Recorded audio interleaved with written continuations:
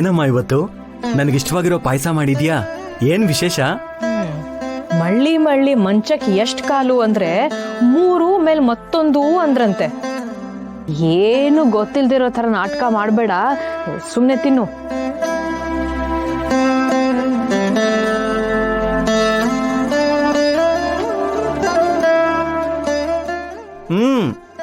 ಸಾಕಮ್ಮ. ನನ್ನನ್ ಬಕಾಸುರ ಅನ್ಕೊಂಡಿದ್ಯಾ? ಅಲ್ಲ, ಭೀಮ ಅಂದ್ಕೊಂಡಿದ್ದೀನಿ.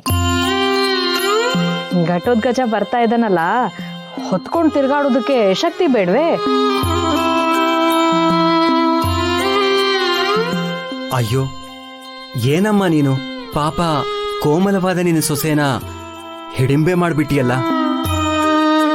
ಏಯ್, ನಾನ್ಯಾಕೋ ಅವಳ ಹಿಡಂಬಿ ಮಾಡ್ಲಿ? ಘಟೋದ್ಗಜ ಹಿಡಿಂಬೆ ಮಗ ತಾನೆ? ಅವಳು ರಾಕ್ಷಸಿ, ನನ್ನ ಸೊಸೆ ಸೀತೆ ತರ ದೇವತೆ.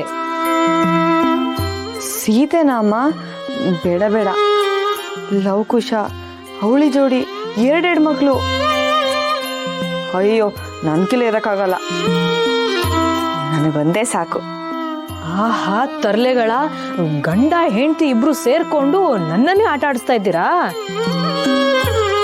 ನೀನು ಘಟೋದ್ಗಜನಾದ್ರೂ ಹೆರು, ಲವಕುಶನಾದ್ರೂ ಹೆರು, ಇನ್ನು 9 ತಿಂಗಳಲ್ಲಿ ನನ್ನ ಕೈಗೆ ಮೊಮ್ಮಗು ಕೊಡ್ಬೇಕು ಅಷ್ಟೇ.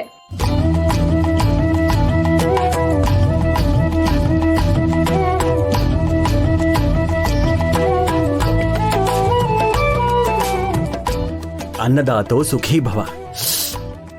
ಅಮ್ಮ, ನಾನು ಕೈ ತೊಳ್ಕೊಂಡು ಹಾಗೆ ಹೊರಗೋಗಿ ಬರ್ತೀನಿ. ಈಗಷ್ಟೇ ಊಟ ಮಾಡಿದ್ಯಾ, ಸ್ವಲ್ಪ ಹೊತ್ತು ವಿಶ್ರಾಂತಿ ತಗೋಬಾರ್ದೆ? ಪರವಾಗಿಲ್ಲ ಅಮ್ಮ, ಹೀಗೋಗಿ ಹಾಗೆ ಬರ್ತೀನಿ. ಸರಿಯಪ್ಪ, ಹೋಗ್ಬಾ, ಜೋಪಾನ. ಬರ್ತೀನಿ.